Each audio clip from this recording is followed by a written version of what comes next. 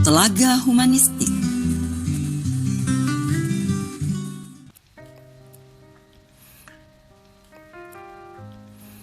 Ironi di larangan tidur saat melepas lelah di masjid.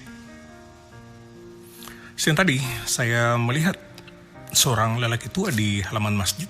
Tubuhnya kurus, bajunya lusuh dan langkahnya agak gontai, seperti waktu yang tak lagi memihak. Ia masuk pelan dan menaruh sendal di pojok, lalu duduk bersandar di tembok sambil menutup mata. Mungkin bukan untuk tidur panjang, hanya ingin sekedar melepas lelah dan hanya ingin sekedar membaringkan badan setelah seharian mencari rezeki yang entah datang dari mana. Tapi belum lama dia berbaring, seorang petugas datang dan menegurnya. "Pak, jangan tidur di masjid ini. Ini tempat ibadah dan bukan tempat istirahat." Lelaki tua itu bangkit dan perlahan dia menunduk lalu keluar tanpa sepatah kata. Dan saat itu saya merasakan sesuatu yang ganjil. Betapa ironisnya rumah Allah menolak seseorang yang hanya ingin beristirahat sejenak di hadapannya. Sayangnya, kisah seperti ini bukan satu-satunya. Beberapa waktu lalu, di tempat lain, seorang pemuda yang berstatus sebagai anak yatim piatu, dia dianiaya dan diseret keluar, dibiarkan terkapar. Bahkan ada seorang yang berstatus tunawisma meregang nyawa dikeroyok, semata hanya karena dianggap menodai kesucian masjid dengan tidurnya. Ironi yang sungguh menyayat, rumah Allah tapi tidak lagi menjadi tempat berlindung bagi yang lemah.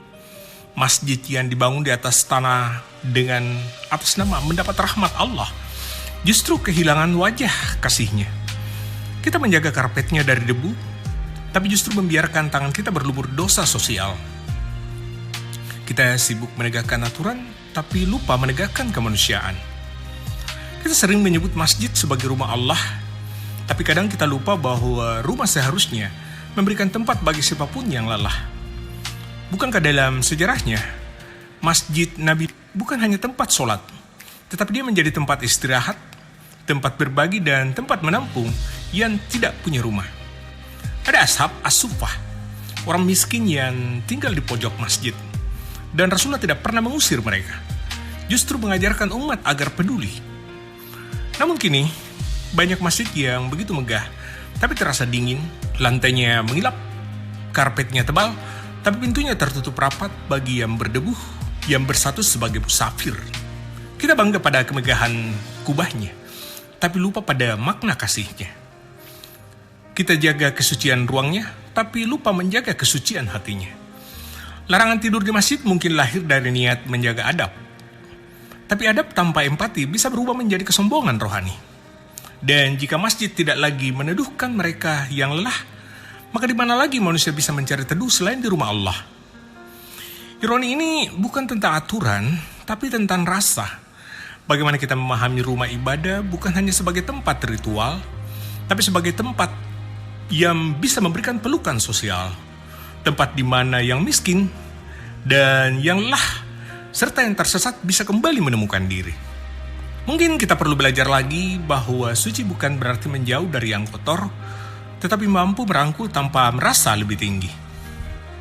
Salam teduh dari Telaga Humanistik untuk semua rumah ibadah yang masih mau menjadi rumah, bukan hanya bagi mereka yang sujud dalam doa, tetapi juga bagi mereka yang sekedar ingin rebah sejenak, melepas penat di hadapan kasih Allah.